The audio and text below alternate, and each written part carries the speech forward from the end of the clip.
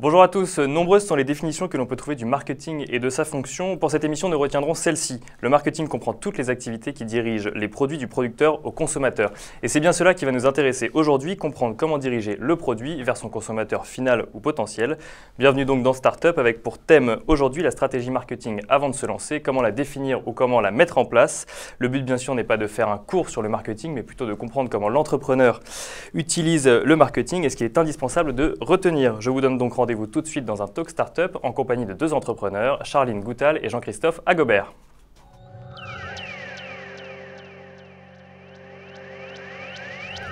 Bonjour Charline, bonjour Jean-Christophe. Bonjour.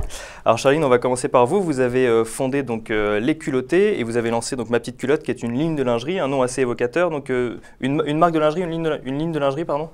Oui, alors on est plus sur une marque de lingerie. Effectivement, on fait de la lingerie, c'est notre cœur métier, mais l'idée c'est vraiment d'imposer un environnement, un concept pour la femme. Tout simplement, on voit la femme d'une manière totalement différente. On sort du tout sexy, de la femme fatale, et on aborde la lingerie et la séduction avec humour, sourire et authenticité.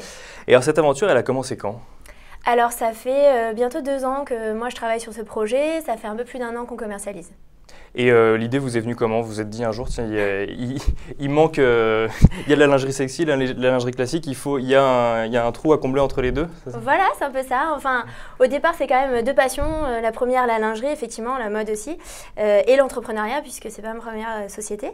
Et également, j'ai fait, après une étude de marché, le constat qu'effectivement, il y a un gap marché. On est soit dans la petite culotte en coton, très confortable, mais pas très sensuelle, et de l'autre côté, dans la lingerie très traditionnelle, qui est chère et qui n'a aucune originalité, on va dire.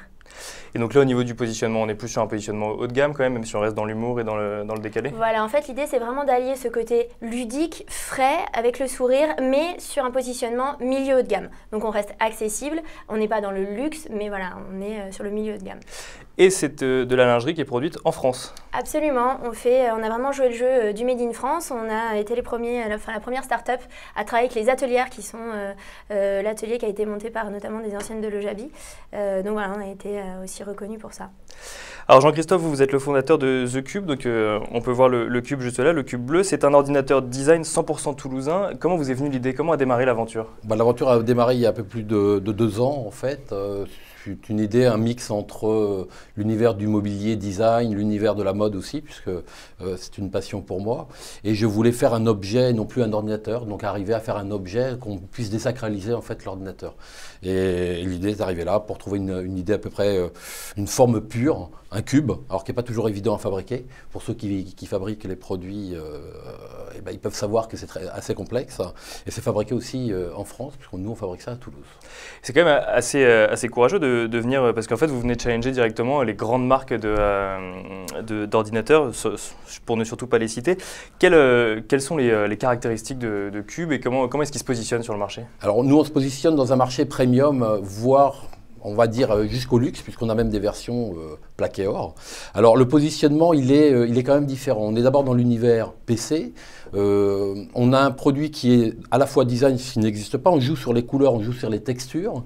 On a l'interchangeabilité de la coque, puisqu'un consommateur peut acheter ce modèle bleu et demain changer uniquement la coque comme on peut le faire avec un téléphone. Oui, comme on pouvait le faire avant avec les téléphones. Tout à fait. Et puis la deuxième partie, c'est on a quand même une partie technologique, puisqu'on ne chauffe pas, on ne fait pas de bruit. Donc ça vous permet d'avoir un produit sur le bureau ou autour de la télé sans faire de bruit. Un marketing bien pensé donc pour vous deux. Justement, c'est le thème de cette émission. Donc j'imagine que tous les deux, vous avez travaillé votre stratégie marketing bien avant le jour où vous avez lancé vos produits. Quelle est la première chose à laquelle vous avez pensé?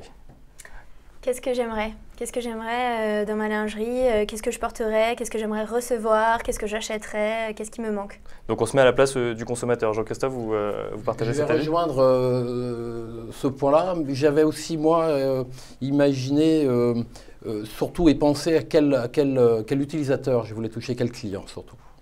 C'est ça, donc il faut déterminer sa clientèle avant même de penser aux stratégies marketing. En fait, c'est presque la première chose à laquelle il faut penser. C'est d'abord, il faut savoir à qui on s'adresse et comment on détermine à qui on va s'adresser. Ça dépend du produit, je pense, déjà, du produit que l'on fabrique, du positionnement tarifaire. Je pense, a priori, c'est ce qui va déjà définir, d'une part, la clientèle que l'on va viser, et puis après, peut-être effectivement, la stratégie marketing qui vient en découler aussi. Il y a des métriques marché aussi. On se rend compte de qui consomme le plus, selon la moyenne d'âge, le taux de répétition, d'achat, ce que ça représente dans notre pays. Voilà, ça c'est des métriques qui sont importantes. Alors, on va y rentrer un peu plus dans le détail pour comprendre comment vous avez élaboré vos stratégies marketing. Mais juste une question avant pour les entrepreneurs qui nous regardent. À quel moment est-ce qu'on commence à penser au marketing de sa société ? Est-ce que c'est au tout début, avant même de commencer à concevoir le produit? Est-ce que c'est après avoir eu son idée de produit? Est-ce que c'est quand on a simplement une idée vague de sa société? Moi, je pense que c'est au tout début, en tout cas pour mon gars, c'était vraiment ça, surtout qu'on est sur un produit de création, enfin voilà, de personnalité, etc. Après, ça évolue au fur et à mesure du temps, selon l'évolution des commentaires des clients, des fournisseurs, etc. De tout le retour du marché, c'est très important de savoir évoluer, savoir se remettre en question. Donc oui, on a une idée de base, c'est important de bien réfléchir le concept en amont, d'avoir les grandes lignes, mais il faut aussi savoir être flexible. Oui, mais je vais rejoindre aussi cette opinion, en sachant que, là on est dans la technologie, donc il y a une partie conception, mais au moment où on conçoit le produit, on a quand même déjà une idée de qui on veut toucher comme clientèle. Donc c'est un début du marketing à mon sens. Et alors donc on cherche la clientèle. Est-ce que tous les deux vous avez fait des études de marché par exemple? Parce qu'on entend pas mal de choses qui disent on dit que ça coûte cher, que c'est pas forcément plus adapté aux entrepreneurs aujourd'hui, que le numérique a bouleversé un petit peu la façon de s'adresser à sa clientèle. C'est un outil que vous avez utilisé ou vous l'avez un peu laissé de côté? Alors moi oui, complètement. On a l'impression que vous avez presque honte d'avoir... de marché. C'est vrai que c'est quelque chose qui est fastidieux, c'est pas forcément la partie la plus fun de l'entrepreneuriat, mais je pense que c'est vraiment important pour pas se lancer bille en tête, surtout sur un marché pour moi qui est très très très concurrentiel et très dur de pénétrer. Il y a des barrières à l'entrée qui sont importantes. Du coup j'ai passé vraiment un mois complet enfermé chez moi à faire une étude de marché. Après je suis sortie, j'ai fait du street marketing pour vraiment faire une étude de marché directement envers mes consommateurs, et en fait j'ai eu des très belles surprises. Donc ça m'a aussi permis d'évoluer sur qui j'allais cibler, pourquoi, comment, et je trouve que c'est important. C'est ça, parce qu'en fait l'étude de marché permet de déterminer s'il y a une demande ou pas, mais après il faut comprendre quel consommateur on va cibler, et donc là il faut aller les rencontrer, c'est ça. Il faut, le meilleur moyen c'est d'aller directement discuter avec eux pour comprendre quelle est exactement leur demande et dans quelle mesure ils seraient capables d'acheter vos produits. Le tout c'est pas d'avoir seulement une demande, c'est de savoir à qui on s'adresse. Oui, alors moi je suis parti un petit peu, parce qu'on riait, mais effectivement je suis un petit peu parti à l'inverse. Moi ça fait une trentaine d'années que je suis dans l'informatique et dans l'univers vraiment du PC entre autres. Alors j'avais déjà quelques notions en concevant ce produit vers qui j'allais et quelle était la tendance que je pouvais avoir.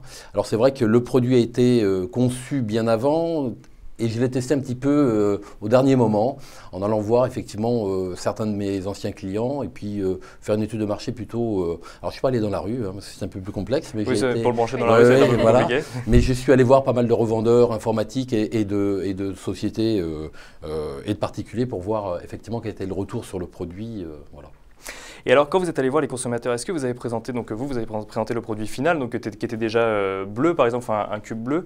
Charline, vous avez fait ça aussi, donc vous êtes vraiment allé voir un produit final avec un consommateur final ou on affine encore au fur et à mesure Au départ, non. Après, j'ai fait un magasin, un pop-up store, un magasin éphémère. J'ai présenté les prototypes. Et évidemment, je ne pensais pas vendre puisque c'était seulement les prototypes, donc pas aboutis, des petits défauts, etc. Mais c'était pour présenter l'esprit, présenter les dessins que j'avais faits, etc. Et en fait, la première cliente qui est rentrée dans le magasin m'a dit « Je voudrais celui-ci et celui-ci ». Et donc là, j'étais bien embêtée parce que j'avais rien à lui donner, donc j'étais pas trop équipée, j'avais pas tellement anticipé, mais j'ai pris des précommandes. J'en ai fait 17 ce jour-là, à des gens que je connaissais pas. Et ça, c'est quelque chose qui est souvent mis en avant par le milieu entrepreneurial, c'est de faire des précommandes, mais même sur Internet, par exemple. C'est-à-dire de proposer son produit à la vente un an, mettons, avant sa sortie, et de vérifier si les consommateurs sont au rendez-vous ou pas. C'est quelque chose que vous avez fait de manière physique. Jean-Christophe Agobert, vous avez essayé aussi? Non, pas du tout. Moi, j'ai montré le produit, je l'ai fait tester à des gens, et on a lancé en fait la production directement il y a maintenant 3-4 mois. Donc on est parti sur une volumétrie, sur une notion de volume au prorata de ce qu'on avait étudié sur le marché et les demandes que l'on avait eues suite aux présentations qu'on avait faites. Alors quand on pense marketing, on pense aussi identité de la marque. On travaille sur tout un univers, sur un ton, sur un code couleur, enfin sur plein de choses. Comment est-ce que vous avez trouvé l'identité de cette marque? Est-ce qu'une marque ressemble forcément à l'entrepreneur qui l'a créée? Je pense je vous embête avec mes questions. Non, bah, à mon sens, oui, il n'y a pas qu'une agence de marketing ou de com qui peut dicter effectivement la loi marketing ou l'image de l'entreprise. Mais ça doit ressembler, à mon sens, effectivement, sur l'idée primaire de l'entrepreneur. Je crois que c'est important. Je ne sais pas si ça doit, mais en tout cas, moi, je suis vraiment ça, quoi. Ça me ressemble beaucoup. Et alors justement, on va rentrer maintenant dans le vif du sujet. Comment est-ce que vous avez dû... Quand on pense son produit, est-ce que c'est le marketing qui permet de penser le produit ou est-ce que c'est le produit qui permet de penser son marketing? Comment est-ce que vous en êtes arrivé à ce produit final? Est-ce que par exemple ce produit final, donc la boîte orange qu'on peut voir ici ou le cube bleu qui est là, ressemble à l'idée que vous en aviez il y a quelques années? Moi, je vais répondre oui, en sachant que j'ai fait justement dans la première version du cube faisait 11 cm par 11 cm. Celui-ci fait 12 par 12. Il était en aluminium, il pesait donc 600 grammes en gros, et aujourd'hui il est en acier, il fait 12 par 12 et il fait 1 kg.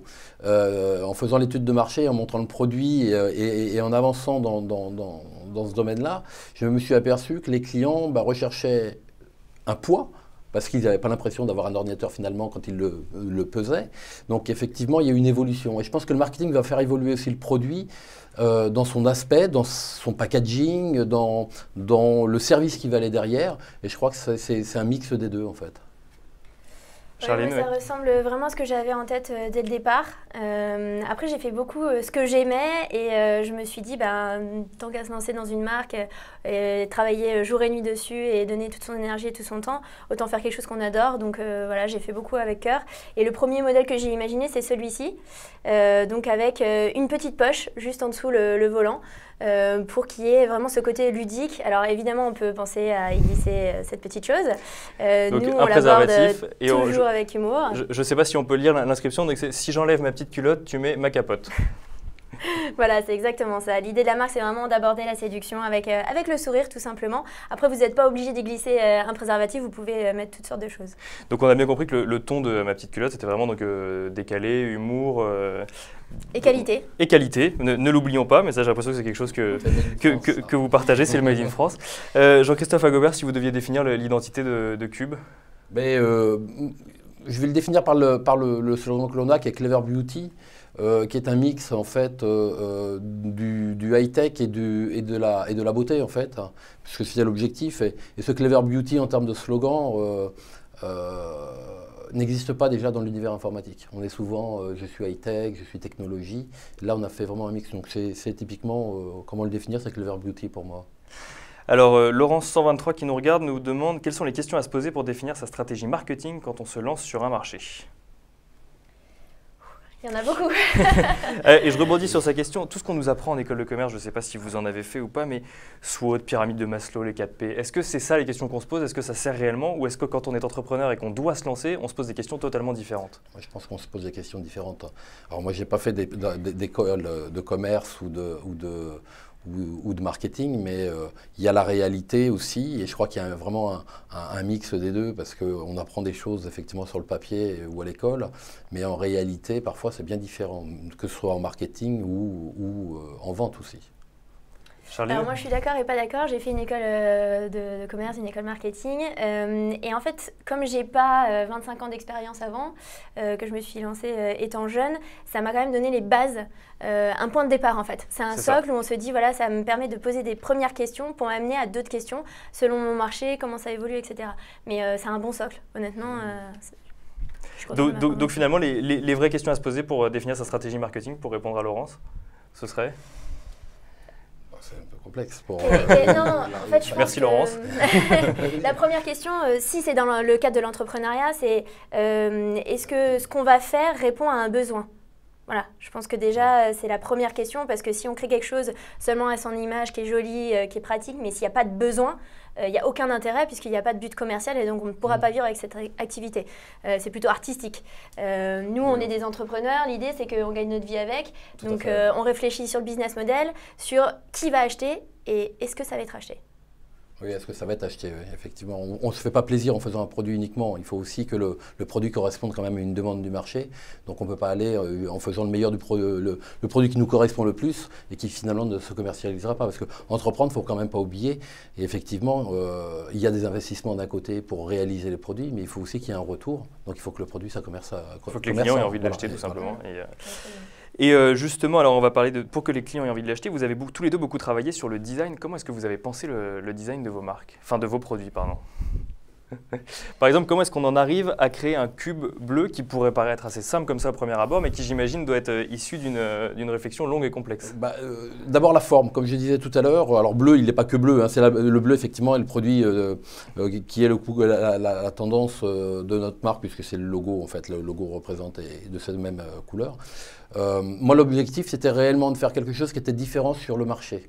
Aujourd'hui, on a des grandes tours moches. Effectivement, on a une évolution dans le noir dans les années 2000. Ça fait du bruit, c'est pas joli. Moi, passionné vraiment du design, du mobilier, je voulais vraiment que le produit en vienne à quelque chose qui soit simple et qui se fasse oublier en fait dans l'environnement, que ce soit familial ou bureautique.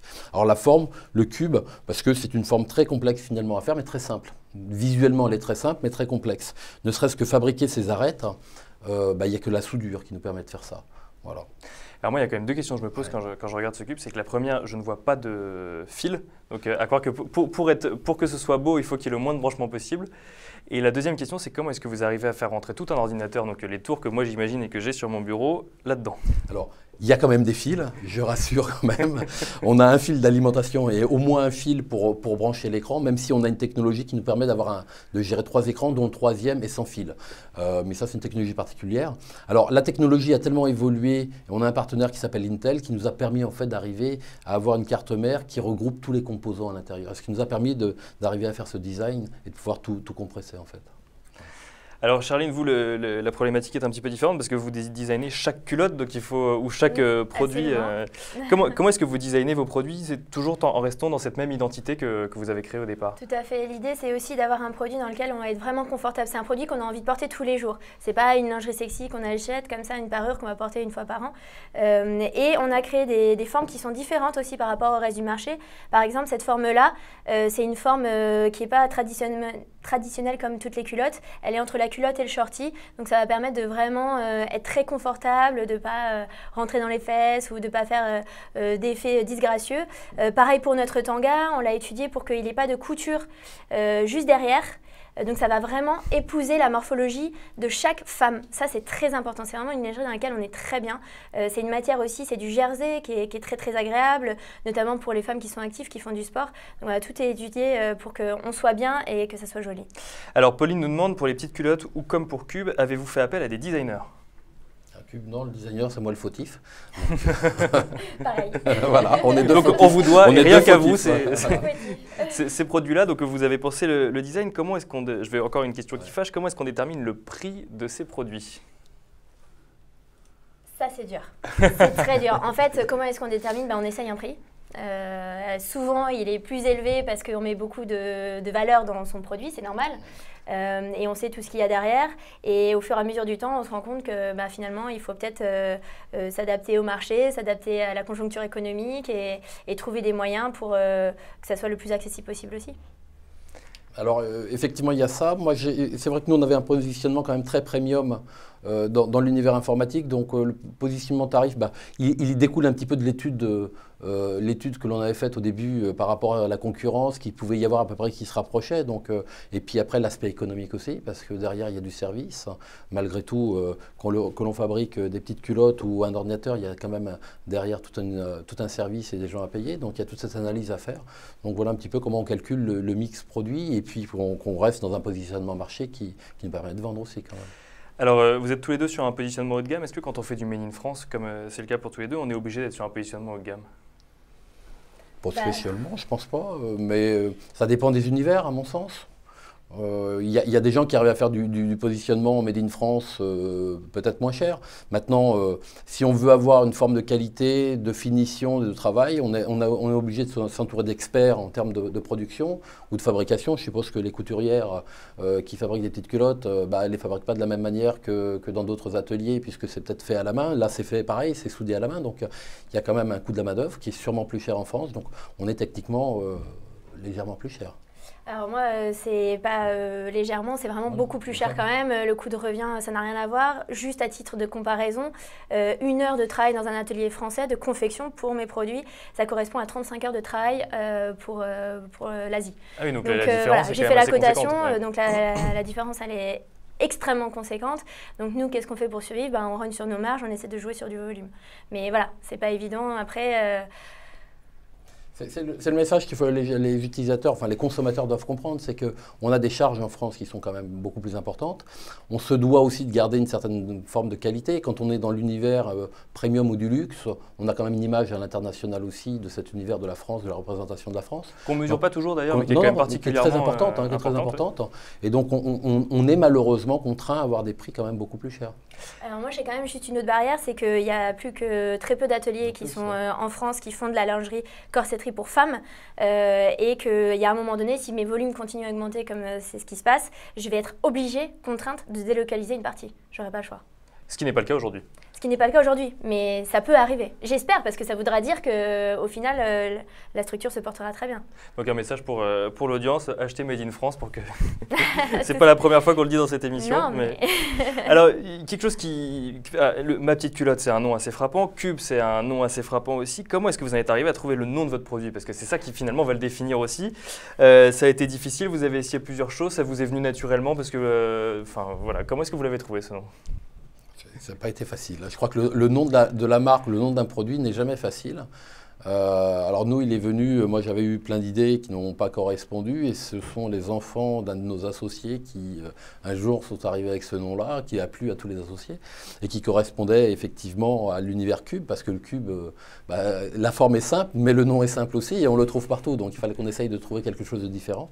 Mais non, c'est pas évident, enfin je pense. Alors pour moi, c'est tout l'inverse, parce que moi, je suis partie vraiment du nom de la marque, je l'avais depuis un moment, et c'est un peu comme dans un film, mais c'est la vérité. Je me suis levée un matin, je me suis dit, ça sera ma petite culotte.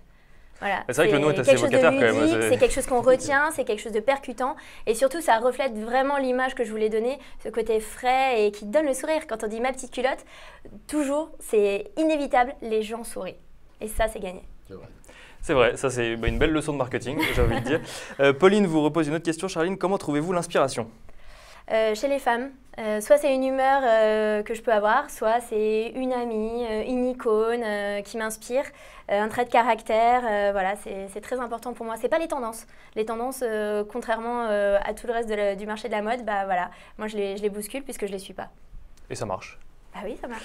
Alors là, on a parlé marketing. Dans le marketing, il y a aussi une partie de communication. Il faut qu'on communique autour du produit. Comment est-ce que vous avez défini votre angle d'attaque, si je peux m'exprimer ainsi? C'est comment communiquer aux consommateurs finaux déjà? Est-ce qu'on communique essentiellement via le numérique ou via d'autres canaux? Et ensuite, de quelle manière on s'adresse à eux? Pour ne pas se tromper, je pense que la première chose, quand on a un produit grand public, donc on s'adresse à un marché B2C, c'est d'aller sur le terrain. En tout cas, moi, c'est ce que j'ai fait avant de communiquer, de faire des grands communiqués de presse. D'abord, je n'avais pas les moyens. Et en plus, le plus important pour ne pas se tromper et pas diffuser le message, un mauvais message, c'est d'aller voir directement ses clients. Donc, j'ai fait beaucoup de boutiques éphémères. J'ai testé mon concept, j'ai testé mon discours commercial. J'ai tout testé. Et après, ça a été beaucoup plus clair pour moi et pour les clients où je voulais aller. Et maintenant, on travaille avec quelqu'un qui est spécialisé pour nous accompagner dans ce développement relation presse. Alors, ce qui est bien, parce qu'à chaque fois, c'est un peu les inverses. Nous, on est parti carrément avec un communiqué de presse, des communiqués de presse pour lancer le produit. Donc, on a eu un retour effectivement assez conséquent de la part de la presse française, ce qui nous a permis d'aller après vers le client final et d'aller vers certains distributeurs par le retour marketing que l'on avait fait. Donc on est vraiment aux opposés de temps en temps, c'est bien ça. Et ça montre que le marketing finalement ça peut s'aborder de manière différente. De toutes les manières, même s'il y a une règle, une conduite peut-être primaire avec des bases, ben finalement après elles évoluent suivant les entreprises, suivant les cas de figure et les produits. Donc c'est ça qui est intéressant. Et les marchés, voilà. Et les moyens, comment est-ce qu'on peut bâtir une stratégie efficace quand on est entrepreneur, qu'on n'a pas forcément d'argent à mettre là-dedans au départ? Donc c'est essentiellement le numérique, j'imagine que… C'est des idées, Des idées, beaucoup de travail, beaucoup d'huile de coude. Oui, du numérique, mais le numérique, c'est pas que gratuit, attention. Si on veut faire une vraie stratégie numérique, c'est beaucoup plus cher qu'une stratégie physique. Donc, c'est pas la première chose vers laquelle nous, on s'est dirigé. Et d'ailleurs, notre site internet voilà, a été au départ voilà, fait avec 3 briques. Maintenant, on va avoir un nouveau site la semaine prochaine qui va être beaucoup plus abouti. Mais c'est pas ça qui nous a poussé au départ. Au départ, c'est vraiment le bouche à oreille de nos clients. C'est la presse qui s'est interrogée en venant sur quelques événements qu'on a fait. Ah bah tiens, qu'est-ce que c'est, ça change, etc. Et en expliquant le concept, c'est là où on a réussi à percer en fait. Mais par exemple, on peut communiquer autour du produit, mais on peut communiquer de manière beaucoup plus large. Charline, par exemple, je crois que vous tenez un blog où vous racontez vos histoires d'entrepreneurs. C'est une manière aussi de communiquer indirectement sur votre projet. Oui, absolument. Après, c'était plus vraiment pour inciter les femmes à entreprendre et montrer que oui, c'est très dur. Oui, c'est compliqué de s'installer, de prendre une part de marché sur un marché qui est saturé, mais c'est possible. Donc, c'est pour donner aussi un souffle d'espoir et dire que l'entrepreneuriat, c'est ça qui crée des emplois, c'est ça qui donne l'optimisme à un pays. Et j'avais envie d'envoyer ce message aussi aux femmes parce que finalement, dans ce milieu, il y a quand même très peu de femmes encore. Alors pour finir, c'est bientôt la Saint-Valentin et je crois que vous sortez tous les deux des produits spécialement pour la Saint-Valentin. Oui. Et oui. Et même un ordinateur Saint-Valentin. Comme quoi il y a des événements qui mettent tout le monde d'accord, quel que soit la… Voilà, et oui, bon, on en a fait. Hein. Ouais. Alors on va commencer par Cube. Qu'est-ce que vous allez nous sortir pour la Saint-Valentin? Alors comme je disais, en fait, le concept, l'un des concepts du Cube, c'est que la coque est interchangeable. Là. Donc on va faire une coque série spéciale Saint-Valentin. Voilà, avec un beau petit cœur, faite par un artiste à Toulouse, qui est un des artistes qui nous fait les séries limitées actuellement des coques que l'on commercialise. Donc on fait effectivement un produit Saint-Valentin. On n'en a pas parlé encore, mais pourquoi avoir choisi de faire une coque interchangeable? C'est parce que pour que chacun ait son ordinateur… C'est vraiment la personnalisation à l'état pur. C'est-à-dire demain, vous êtes dans un environnement, que ce soit bureau ou familial, vous avez un environnement qui nécessite effectivement du bleu. Et puis demain, vous changez votre déco, vous voulez quelque chose de plus classique en noir ou en blanc, on a, ou plus vintage, on a des coques vintage, on a plein de… C'était le principe, c'était de faire évoluer le produit vis-à-vis de l'utilisateur. Voilà. Et alors Charline, ma petite culotte, qu'est-ce qu'elle va nous proposer pour la Saint-Valentin? On va faire un partenariat bientôt. Alors nous, on a fait vraiment un coffret pour chouchouter nos clientes et nos clients. On a fait un coffret Saint-Valentin dans lequel on va trouver plein de petites surprises, donc toujours avec notre joli coffret. Et là, je vous présente en avant-première donc notre ensemble énigmatique avec le tanga et sa petite découpe et le soutien-gorge évidemment qui va avec. Et on a rajouté avec la petite pochette pour mettre la petite culotte de rechange, on ne sait jamais. Et le petit vernis à ongles qui est assorti, développé par ma petite culotte, assorti aux petits cœurs qui sont sur énigmatique. Eh ben, merci à tous les deux d'être venus participer à cette demi-heure d'émission. Merci. Je vous souhaite beaucoup de succès pour la suite. Merci à vous d'avoir suivi cette émission. Je vous donne rendez-vous la semaine prochaine, même jour, même heure, sur un thème cette fois-ci, la 3e révolution industrielle. Quelles opportunités pour les entrepreneurs? Bonne journée à vous.